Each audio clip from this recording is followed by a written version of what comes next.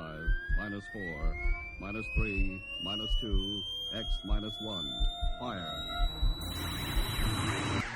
Lights out, everybody.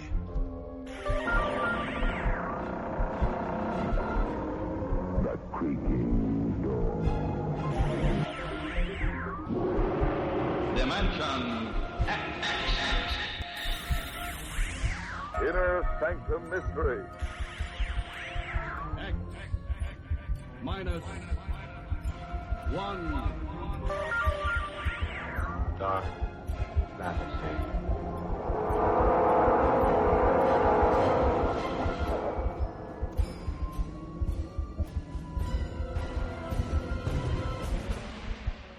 Hello everyone, welcome to Sci-Fi and Horror, brought to you by Dwayne Old Time Radio.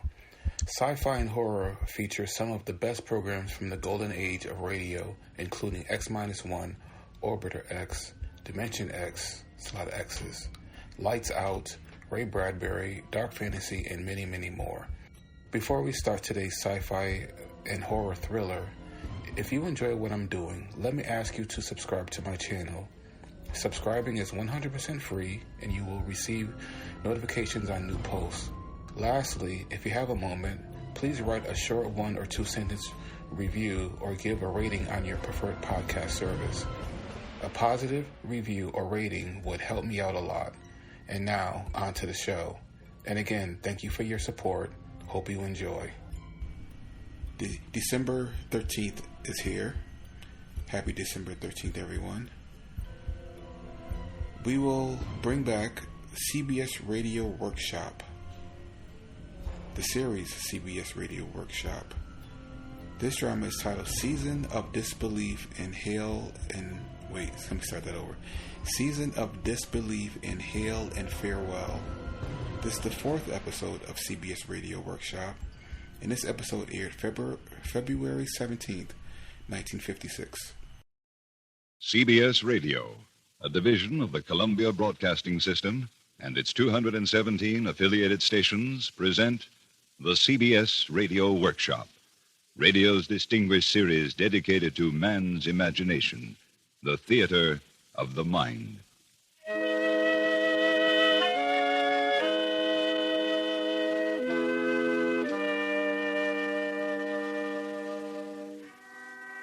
Tonight, from Hollywood, Season of Disbelief and Hail and Farewell, adapted and directed by Anthony Ellis.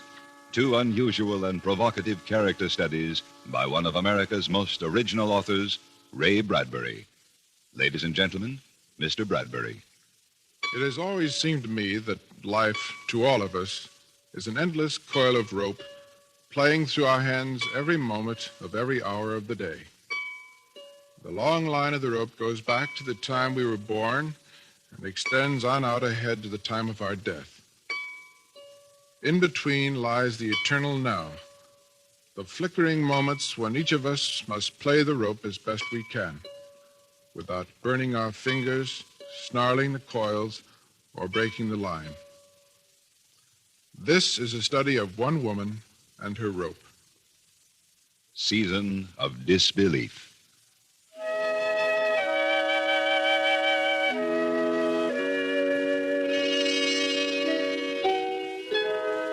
Old Mrs. Bentley was a saver.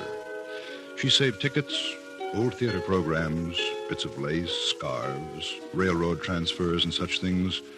All the tags and tokens of her experience she saved. I have a stack of records. Here's Caruso. It was in 1921 in New York.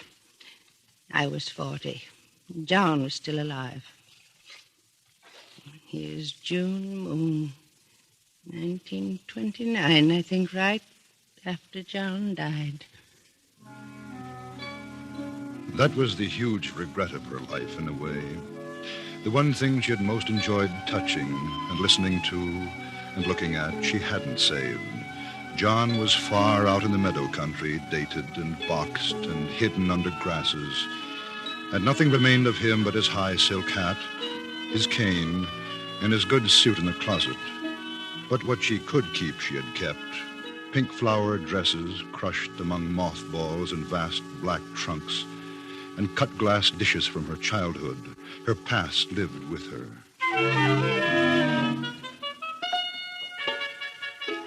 Then, the thing with the children. It happened in the middle of the summer. Mrs. Bentley, coming out to water the ivy on her front porch, saw the two cool-colored, sprawling girls lying on her green lawn, enjoying the immense prickling of the grass. At the very moment she was smiling down on them with her yellow mask face, around the corner, like an elfin band, came an ice cream wagon. The two girls sat up, turning their heads like sunflowers after the sun. Little girls, would you like some? The wagon stopped. There was an exchange of money for pieces of the original Ice Age. These she gave to the girls, who thanked her with snow in their mouths, their eyes darting from her buttoned-up shoes to her white hair. Don't you want a bite? No, child. I'm old enough and cold enough. The hottest day won't thaw me. Come up on the porch and sit in the shade. But mind you don't drip. I'm Alice. She's Jane. How nice. I'm Mrs. Bentley. They call me Helen. I didn't know old ladies had first names. Well, you never hear 'em used. Oh, my dear, when you're as old as I, they won't call you Jane either. Old age is dreadfully formal. How old are you? I remember the dinosaur. No, but how old? 75. That's old. I don't feel any different now than when I was your age. Our age? Yes, once I was a pretty little girl, just like you, Jane. What's the matter? Nothing. Oh, you don't have to go so soon, I hope. Well... Is something the matter? What? My mother says it isn't nice to fib. Of course it isn't. And not to listen to fibs. Who was fibbing to you, Alice? You were. About what? About your age. About being a little girl. But I was. Many years ago, little girl like you. Come on, Jane. But how ridiculous. It's perfectly obvious. Everyone was young once. You're joking with us. You weren't really 10 ever, were you, Mrs. Bentley? You run on home. You get away from here. I won't have you laughing. And your name's not really Helen. Of course it's Helen. Goodbye. Thanks for the ice cream. Once I played hopscotch. You hear me? I did. The idea. No one ever doubted I was a girl before. What a silly, horrible thing to do. I don't mind being old. Not really. But I do resent having my childhood taken away from me.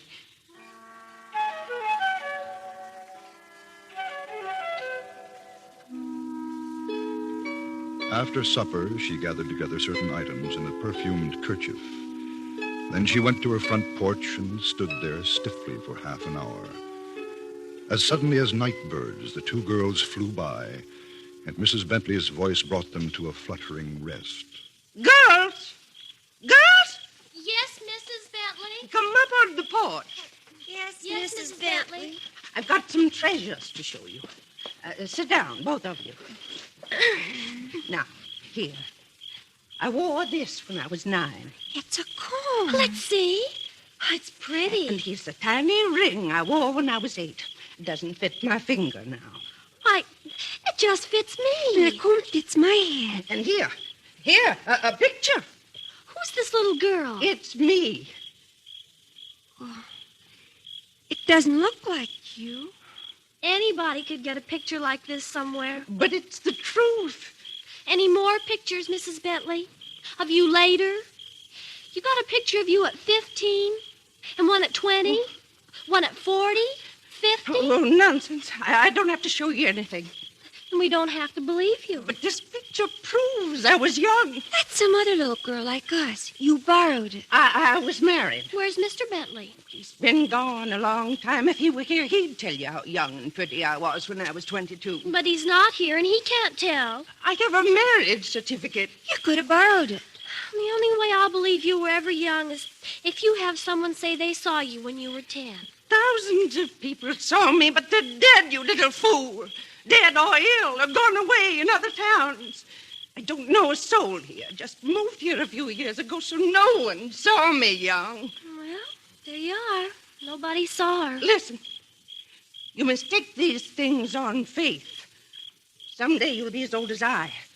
People will say the same. Oh, no. They'll say those vultures were never hummingbirds. Those owls were never orioles. Those parrots were never bluebirds. One day you'll be like me. No, I won't. Me. You wait and see. You, child, your mother. Haven't you noticed over the years the change? No, she's always the same. I guess we better go home. Thanks for the comb. It's fine. And thanks for the ring. It just fits. And the picture of the little girl. No, come back. You can't have those. They're mine. No, you stole them. They belong to some little girl. You stole them. No! Oh, come back. Oh, come back.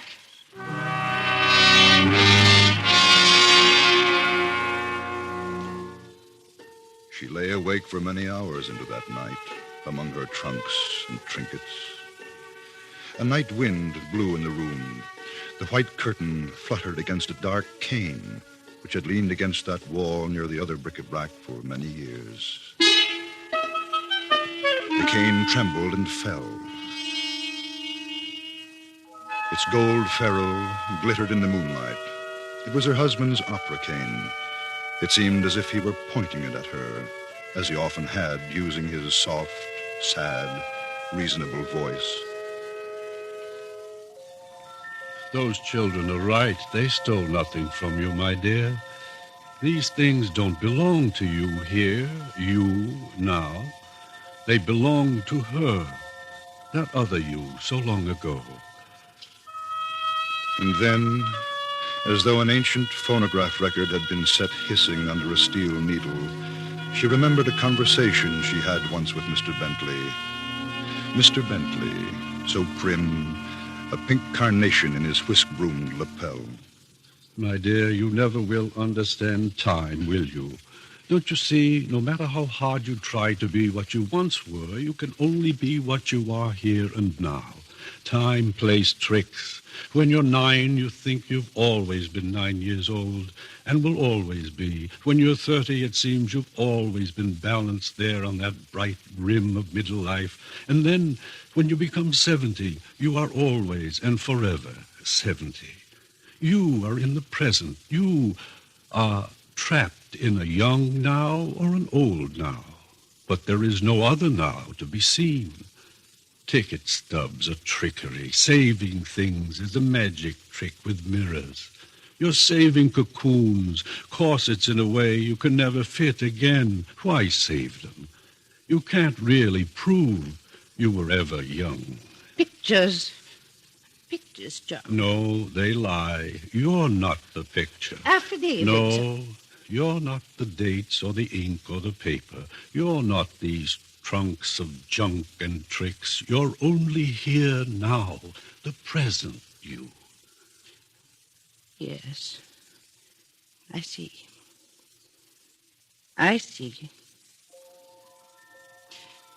In the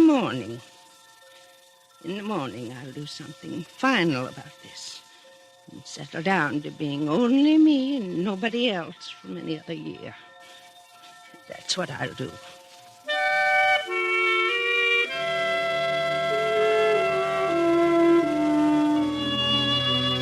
The morning was bright and green, and there at her door, like moths bumping softly on the screen, were the two girls. Got any more things to give us, Mrs. Bentley? More of the little girls' things? She led them down the hall to the library. Take this. The dress in which she had played the mandarin's daughter at 15. And this. And this. A kaleidoscope, a magnifying glass. Pick out anything you want. Books, skates, dolls, everything. They're yours. Ours? Only yours. And will you help me with a little work? I'm building a big fire in my backyard. I'm emptying the trunks, throwing out this trash for the trash man. It doesn't belong to me. Nothing ever belongs to anybody. We'll help you, Mrs. Bentley. It'll be fun.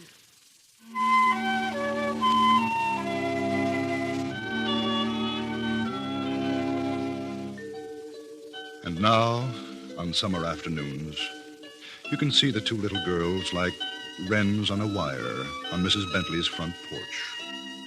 They sit in their cool dresses, not stirring, waiting for her.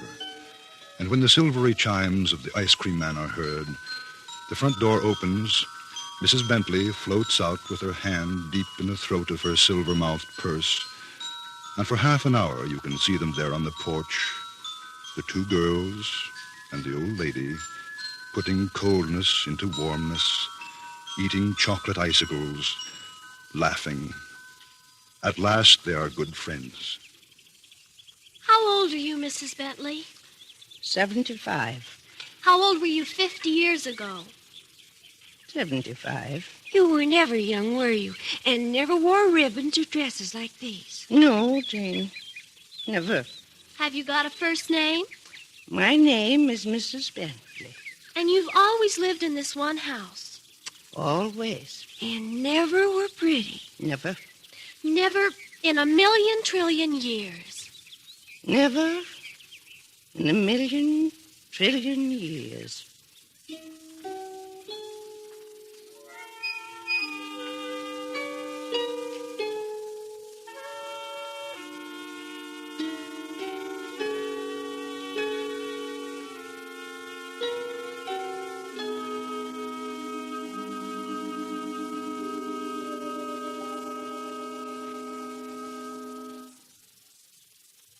Presenting now the second of our duo, and Mr. Ray Bradbury. The rope of life hisses through our fingers. We reach, it's gone. The beauty of any particular flower, song, poem, or person lies often in the fact that roses must fade, songs die with the breath, poems burn in the fire, golden lads and girls all must, as chimney sweepers, come to dust. But what if beauty could be made to last? Would it still be beautiful or monstrous? Here's the study of a person who seized the traveling rope of life, a moment of beauty, and felt it freeze in his hands. Hail and farewell.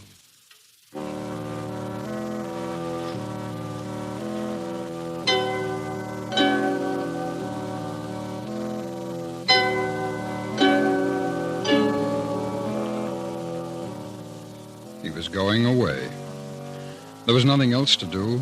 The time was up, the clock had run out, and he was going very far away indeed. His suitcase was packed, shoes shined, hair brushed, it expressly washed behind his ears, and it remained only for him to go down the stairs, out the front door, and up the street to the small town station where the train would make a stop for him alone. Then Fox Hill, Illinois, would be left far off in his past. And he would go on, perhaps to Iowa, perhaps to Kansas, perhaps even to California. Willie? Yes? Almost time. All right. I'll be down. In the mirror on his dresser, he saw a face made of June dandelions and July apples and warm summer morning milk. There, as always, was his look of the angel and the innocent, which might never in the years of his life change. He picked up his valise, looked once more around his room, and went downstairs. Here I am. You can't really be leaving us, Willie. People are beginning to talk. I've been here 3 years now, but when people begin to talk, I know it's time to put on my shoes and buy a railroad ticket. It's all so strange. I just don't understand. It's so sudden. We'll miss you, Willie. We'll miss you very much. I'll write you every Christmas. It's been a great pleasure and satisfaction. It's a shame it had to stop.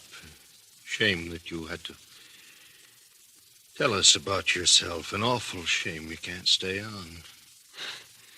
You're the nicest folks I ever had. Oh, Willie. Willie. It's not easy to go. You get used to things. You want to stay. But it doesn't work. I tried to stay on once after people began to suspect. How horrible, people said. All these years playing with our innocent children, they said. And us not guessing. awful. And I finally had to leave town one night. It's not easy. You know darn well how much I love both of you. Thanks for 3 swell years. Well...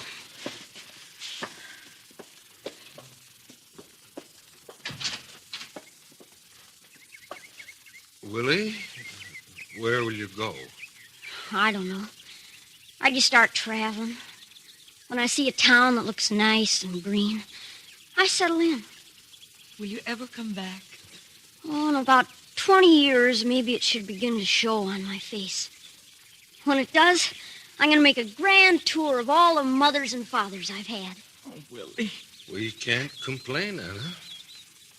Better to have had a son 36 months than none whatever. Well, I guess it's time. Goodbye. Thanks. Willie kissed Anna quickly, touched Steve's hand, seized his luggage, and was gone up the street in the green noon light under the trees, not looking back. A small boy, 12 years old, with a birth certificate in his valise to show that he had been born 43 years ago.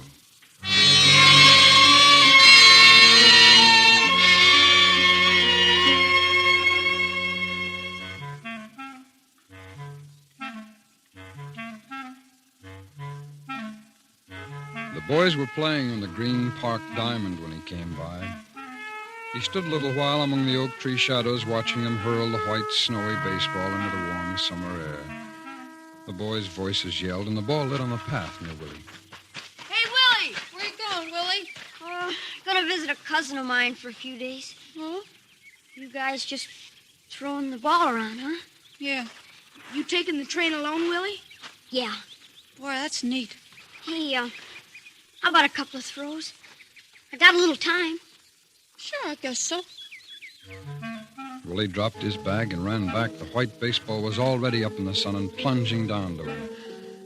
And away again to their white figures, up in the sun again, rushing, life coming and going in a pattern. He thought of the last 3 years, now spent to the penny, and the 5 years before that, and so on down the line. The baseball flying here, there. Mr. and Mrs. Robert Hanlon, Creek Bend, Wisconsin, 1932, the first couple, the first year. Henry and Alice Bolts, Limeville, Iowa, 1935, the Smiths, the Eatons, Robinsons, 1939, 1945, husband and wife, husband and wife. No children, no children, no children. A knock on this door, a knock on that. Pardon me. My name is William. I wonder if I could... A sandwich? Come in. Come in and sit down. Where are you from, son? The sandwich, a tall glass of cold milk, the smiling, the nodding, the comfortable, leisurely talking. Son, you look like you've been traveling. You run off from somewhere. No. Are you an orphan? We always wanted kids. Never worked out. Never knew why, one of those things. Well, getting late, son. Don't you think you better hit for home? I got no home. A boy like you? Not dry behind the ears? Your mother'll get worried. I got no home and no folks anywhere in the world. I wonder, could I sleep here tonight? Well, now, son, I don't just know. We never considered taking in a... We've got chicken for supper tonight. Enough for extras. Enough for company. The voices and the faces and the people and always the same first conversations. The years turning, flying away. The voice of Emily Robinson in a rocking chair in summer night darkness. The last night he stayed with her. The night she discovered his secret. Her voice saying, I look at all the little children's faces going by, and I sometimes think, what a shame. What a shame that all these flowers have to be cut. All these bright fires have to be put out. What a shame all these have to get tall and unsightly and wrinkle and turn gray or get bald and finally all bone and wheeze be dead and buried off away. When I hear them laugh, I can't believe they'll ever go the road I'm going. They're so eager for everything. I guess that's what I miss most in older folks. The eagerness gone 9 times out of 10. The freshness gone. So much of the drive and life down the drain. I like to watch school let out each day. It's like someone threw a bunch of flowers out of the school front doors. How does it feel, Willie? How does it feel to be young forever? Are you happy? Are you as fine as you seem? Oh, I worked with what I had. After my folks died, after I found I couldn't get man's work anywhere, I tried carnivals, but they only laughed. Son, they said, you're not a midget. And even if you are, you look like a boy. We want midgets with midgets' faces. Sorry, son. What was I? A boy? I looked like a boy, sounded like a boy. So I might as well go on being a boy. What could I do? What job was there for me? And then one day I saw this man in a restaurant looking at another man's pictures of his kids. Sure wish I had kids, he said. Sure wish I had kids. And that instant, sitting there, I knew what my job would be for all the rest of my life. There was work for me, making lonely people happy, keeping myself busy, playing forever. I knew I had to play forever, deliver a few papers, run a few errands, mow a few lawns. All I had to do was to be a mother's son and a father's pride. But, Willie, didn't you ever get lonely? Didn't you want things that grown-ups wanted? I fought that out alone. I'm a boy, I told myself. I'll have to live in a boy's world, read boys' books, play boys' games, cut myself off from everything else. And I played it that way. Oh, it wasn't easy. There were times. But it's nice being a child for over 40 years. It's a living, as they say. And when you make other people happy, then you're almost happy, too. And anyway, in a few years now, I'll be in my second childhood. All the fevers will be out of me and all the unfulfilled things. And most of the dreams. Then I can relax.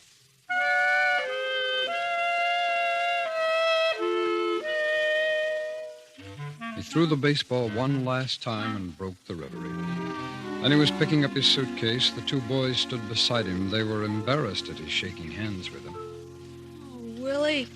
Ain't as if you're going to China or something. Oh, that's right. It isn't. So long, Willie. See you next week. Yeah. So long, Sam. So long, Jamie. And he was walking off with his suitcase again, looking at the trees, going away from the boys and the street where he had lived. And as he turned the corner, a train whistle screamed, and he began to run.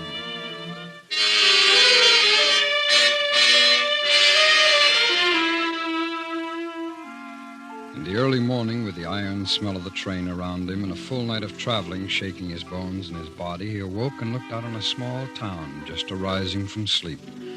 A porter moved by, a shadow in the shadows. Sir, what town's this? Valleyville. How many people? 10,000. Why, this your stop? It looks green. It looks nice and quiet. Son, you know where you're going? Here. I hope you know what you're doing, boy. Yes, sir. I know what I'm doing. He was down the dark aisle, luggage lifted after him by the porter, and out into this smoking, steaming cold beginning to lighten morning. He stood looking at the porter in the black metal train against the few remaining stars. Boy! Wish me luck! What? Wish me luck! Oh, best of luck, son. Best of luck to you, boy. Thanks! He watched the black train. He didn't move all the time it was going. He stood quietly, a small boy, 12 years old again, on the worn wooden platform, and only after 3 entire minutes, until the train was completely gone away and out of sight, did he turn at last to face the empty streets below. Then, as the sun was rising, he began to walk very fast so as to keep warm down into the new town.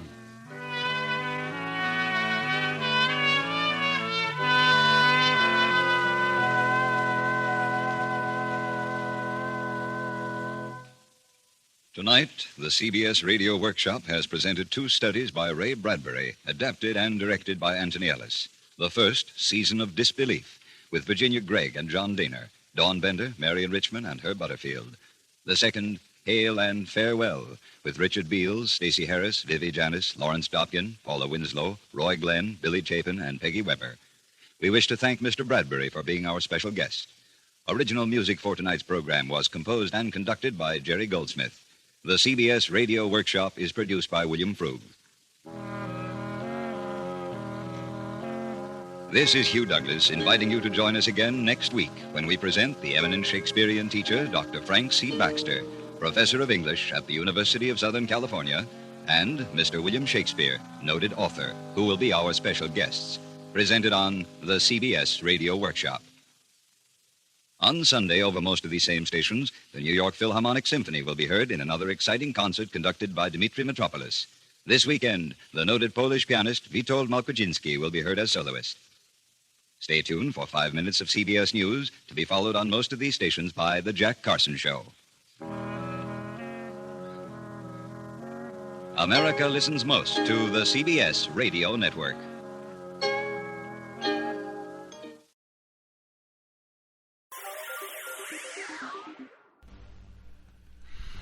Thank you for listening. If you enjoy what I'm doing, I ask you to please subscribe to my channel or channels. You can also go to my website where you can listen to all of my podcasts for free. You can also download them for free. And there is donation information on the website if you feel like you would like to show some support for what I'm doing. You can email me. The website is otr.duane.media. And my email is info@otr.duane.media. And my Instagram is duane.otr. Well, hope you enjoyed. And until next time, stay safe. Wish you well. Peace.